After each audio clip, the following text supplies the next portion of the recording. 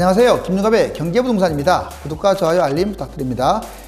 경기도 일부를 제외하고 서울과 수도권 집값이 분명 가격이 많이 오른 꼭지장이긴 한데, 건설사 등에서 또는 그 건설사를 업은 언론들이 분위기를 집값 상승으로 몰아가는 경향이 강하므로 신중한 판단이 요구됩니다.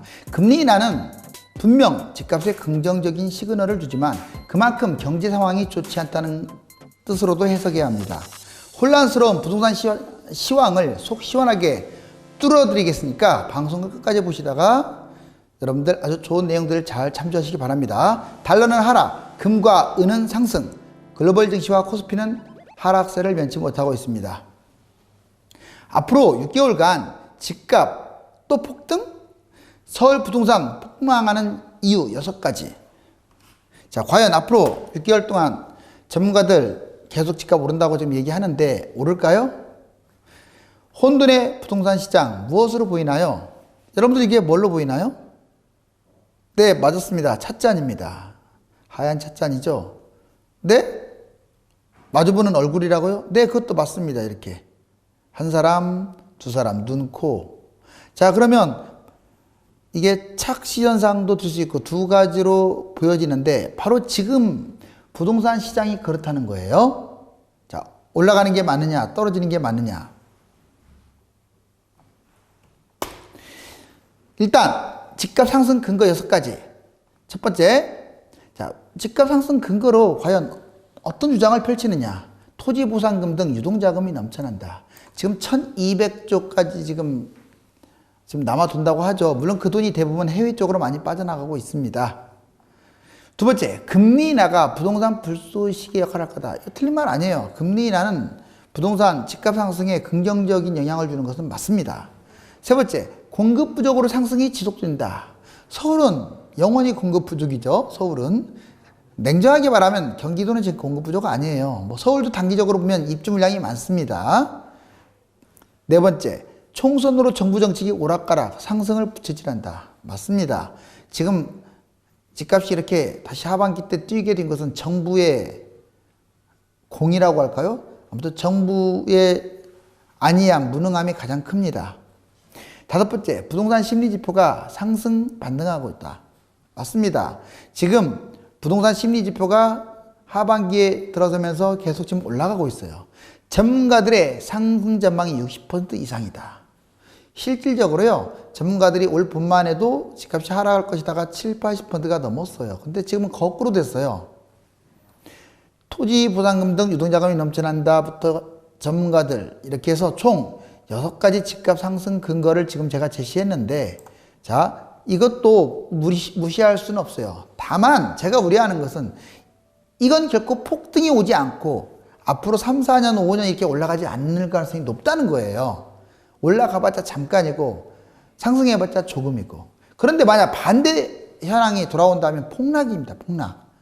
그런 게임은 하면 안 된다고, 그래서 저는 반대를 하는 거예요. 이번에 집값 하락 근거 6가지를 볼까요? 집값이 6개월간 무려 100% 상승해서 피로감이 높다. PER 규모가 높아서 부동산 거품이 세계 1위입니다. 집값 거품 인식이 높아가지고 거래량이 지금 줄어들고 있다. 전셋값이 하락하고 투자자에게 불리한 조건이다. 다섯 번째, 경제 침체, 디플레이션으로 인해서 경제위기 위험성도 점점 커지고 있는 상황이다. 여섯 번째, 정부의 추가 규제 폭탄이 계속 터질 예정이다. 바로 이 6가지는 집값 하락의 강력한 근거가 되겠습니다. 집값 하락 근거는 하나씩 또 알아볼 기회가 있을 겁니다. 서울 평균 지금 8.7억이네요. 저번에도 제가 얘기해 드렸는데, 자, 수익을 났을 때 그냥 올랐다는 것만 생각하면 안 돼요. 자, 투자자 입장에서는요, 내가 이게 집을 잡았다 그러면 올랐을 때 얼마를 먹느냐, 얼마 오르면 얼마를 먹느냐, 하락했을 때 얼마가 손해를 보느냐, 얼마 떨어지면 얼마만큼 손해를 보는 것인지를 냉정하게 짚고 넘어가야지. 오른다고 좋다고 하니까 매수하고 이러면 안 돼요. 자, 볼까요? 서울 평균 집값이 8.7억입니다. 약 9억에 가깝죠? 자, 먼저 이제 1억 상승부터 볼까요? 자, 1억이 상승했다. 만약에 여러분들 이제 현실적으로 3에서 6년 동안 걸릴 거예요. 1억, 2억이 상승하려면. 순수익은 겨우 보합 전후입니다. 인력이 다 내 돈이 아니에요. 거의 9억 가까이 되기 때문에 세금 내고 뭐 이것저것 빼면요. 순수익은 보합 또는 조금 한 2억까지 올라가면 좀 남죠. 생각보다 재미가 없죠. 3억 상승했다. 대략 한 4에서 7년일 텐데 순수익은 1억대. 자, 3억 올라야 1억대.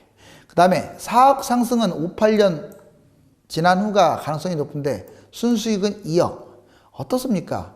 내가 벌었다고 해서 다 먹는 게 아니잖아요. 자, 그 다음에 하락했을 때는 치명적입니다. 자, 일단 인력이 하락했다. 그러면 보통 0에서 3년, 이제 당장부터 하락할 가능성이 높다는 거예요. 순수익 마이너스 2에서 3억. 여기에다 1억씩을 플러스 시켜야 돼요. 그러니까 인력 손해보면 2, 3억은 손해보는 겁니다. 타격이 커요. 그 다음에 3억 손해봤다. 아마 1, 4년 후가 현실적인데 순수익은 4억. 그리고 4억이 하락했다. 2에서 5년 후에 그게 현실적인데 순수익은 5억. 그러니까 내가 손실 본 거에 플러스 1억 이상을 하는 게 현실적인 답인 거예요. 대출 이자를 많이 받지 않더라도 이런 현상이 벌어집니다. 뭐 양도세라든가 9억 이상에 대해서는 30% 가까이 납부, 취득세 9억 초과는 3% 이제 바뀌죠. 그 취득세가 가격에 따라 변수가 있고 보유세도 지속적으로 지금 인상되고 중개 수수료도 상승 시에 9억 이상 매매가는 0.9%나 되고요. 그 다음에 대출이자 기타 부대비용 이것저것 다 합쳐서 이런 결과물이 나온다는 거예요. 자, 그렇다면 이제 총 6가지 서울 부동산 지금 잡으면 폭망하는 이유. 지금 2006년부터 2019년 바닥은 2013년 이렇게 올랐다가 떨어졌다가 다시 올랐다. 부동산 항시 폭등 폭락 폭등을 반복합니다. 자, 이렇게 올랐네요. 강북 쪽은 더 많이 올랐죠. 강남 쪽은.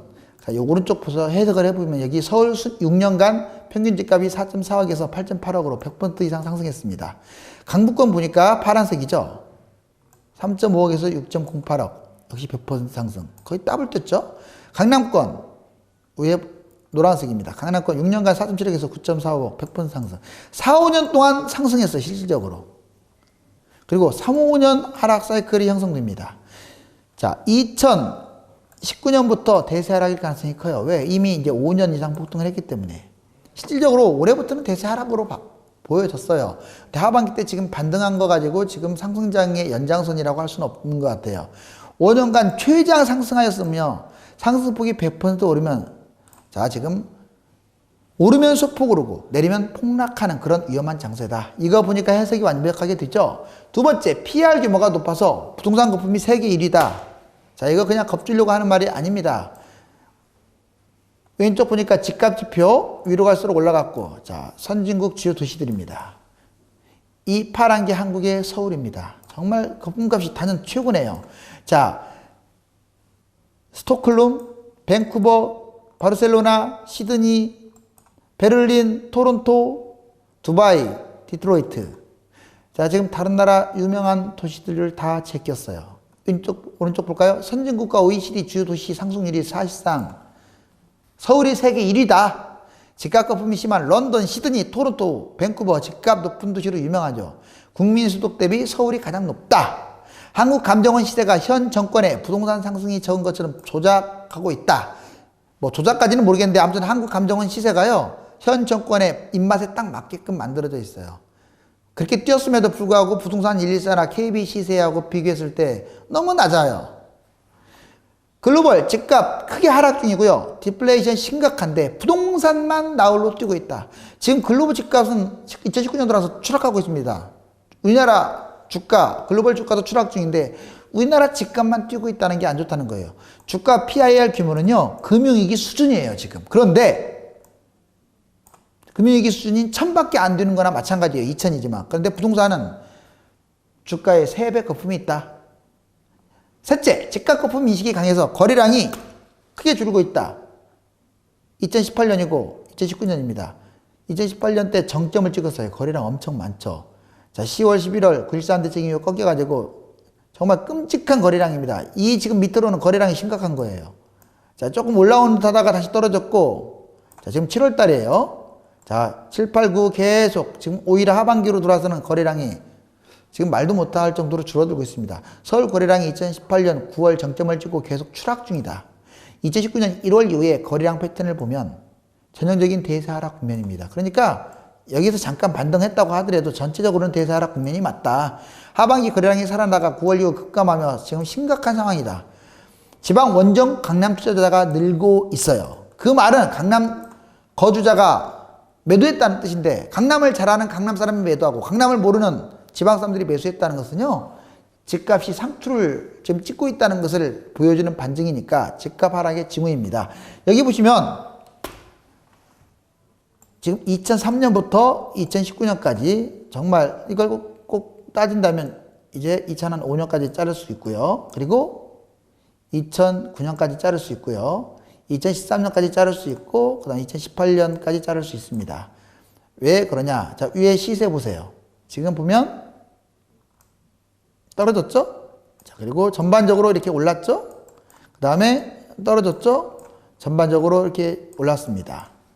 그러니까 집값은 지금 올랐다 떨어졌다를 반복합니다. 특히 이렇게 떨어졌을 때보다 올랐을 때 보세요. 떨어졌을 때는 거래량이 별로 없다가 올랐을 때 거래량 많죠. 이때도 거래량이 별로 없다가 올랐을 때 거래량 많죠. 근데 2019년 지금 이후에 아주 지금 여기까지 내려왔잖아요. 거래량도 거의 지금 갑자기 줄어들고 있습니다. 이것은 집값, 대세 하락, 이걸 대세 상승, 대세 하락, 대세 상승, 대세 하락, 대세 상승 이렇게 그러는 거예요. 기간은 3에서 5년이고 딱 지금 그 모양이잖아요. 자, 넷째, 전세가 가격이 하락하며 투자자에게 불리합니다. 7년간 전세 수급 지수를 한번 볼까요? 이게 12년이고 이제 바닥장이죠. 자, 쭉 보시면 여기 이제 계속 이제 오르내린 폭을 보면은요, 전세가 한동안 계속 잘 지탱하고 있다가 추락합니다. 그러다가 2019년에 다시 또 반등하는 모습을 보이는 듯한데, 여기서 우리가 한 가지 알아둘 게 있어요. 이때 추락한 것은요, 2017, 18년에 추락한 것은 집값이 너무 뛰었기 때문에 전세가 추락한 거지만, 2019년은 그렇지 않아요. 순수하게 전세값이 지금 추락하고 있는 상황이에요. 매가와 비례하여 2016년 정점을 찍고 2018년 이후에 지속적인 전세가 약세 상황이다. 2016년에서 2018년은 전세가 약세는 집값 폭등으로 인해서 약세지만 19년 이후는 순수 전세가가 하락하고 있고 지금도 계속 추락하고 있어요. 2019년 상반기에 지속적 하락하다가 하반기에 반등했지만 9월 이후 다시 하락 중입니다. 전세가는 매매가의 선행지수로 전세가 하락은 곧 매매가 하락으로 직결이 된다. 다섯째, 경기 침체, 디플레이션 경제 위기를 몰고 온다. 자, 2017년 4분기, 2019년 2분기까지 보면 실질적으로 작년 4분기부터 마이너스로 돌아섰습니다. 정말 심각하죠? 여기에 관련된 경제 지표들은 정말 많습니다. 디플레이터 증감률이 마이너스로 추락하여 경제가 위태롭습니다. 모든 경제 지표가 급격하게 추락하여 경제 불황을 보여줍니다. 2019년 하반기로 들어서면서 경제 지표가 점점 악화되는 추세. 중국, 일본, 유럽, 신흥국 어느 하나 글로벌 경제 불황이 계속 좋은 곳은 없이 이어지고 있는 추세다. 경제 위기 가능성이 점점 커지고 있는 상황이며 특히 한중일 위기는 지금 경고가 지속되고 있다. 10번째, 외지인 서울 아파트 매수 한번 볼까요?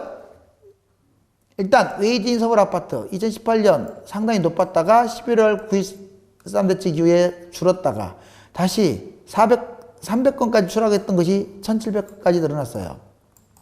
제가 아까 말씀드렸잖아요. 외지인이 서울 걸 팔았다면 서울 사람들이 서울 걸 팔았다는 뜻 아니에요? 외지인들이 서울 걸 샀다면 자, 서울을 잘 아는 서울 사람들이 팔고 외지인들이 이렇게 샀다는 것은 아주 좋은 현상이 아닙니다. 꼭지라고 인식을 하는 거예요. 낮아지는 은행권 주택담보대출 지금 2%까지 추락했습니다. 이번에 금리까지 내려서 이제 가속화될 거예요. 이제 이것은 아마 우리나라도 그렇고요. 예전처럼 이렇게 금리가 3포인트대 이렇게 올라가는 시대가 이제 아마 거의 드물 거예요. 이제 전 세계적인 그러한 현상이 될 겁니다. 그렇기 때문에 이것을 어떤 집값의 호재로 판단하기에는 좀 섣부르죠? 6번째 마지막, 정부의 추가 규제 폭탄이 터질 것이다. 당장 10월 말부터 지금 예정이 되어 있습니다. 일단 가장 강력한 분양가 상한제, 강남권 보면 지금 실질적으로 4,700만 원짜리가 얼마까지 절약할 수 있느냐? 2,530만 원 절약할 수 있습니다. 즉 반값으로 강남 같은 경우는 분양할 수 있는 걸 지금 이렇게 분양해서 수분양자들이 피해를 본 거예요.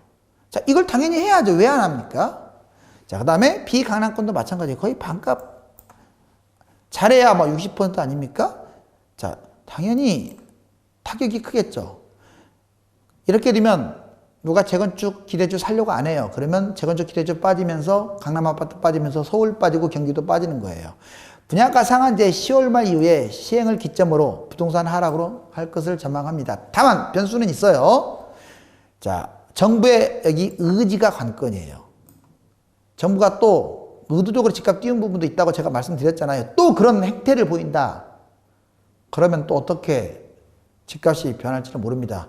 이해는 갑니다. 왜? 지금 디플레이션이 서울까지 추락할까 봐 그러는 거예요. 부울경처럼. 하지만 집값을 못 잡은 상태에서 집값으로 디플레이션을 막으려고 하는 거 얼마나 치졸합니까? 그러면 이율 배반적이잖아요.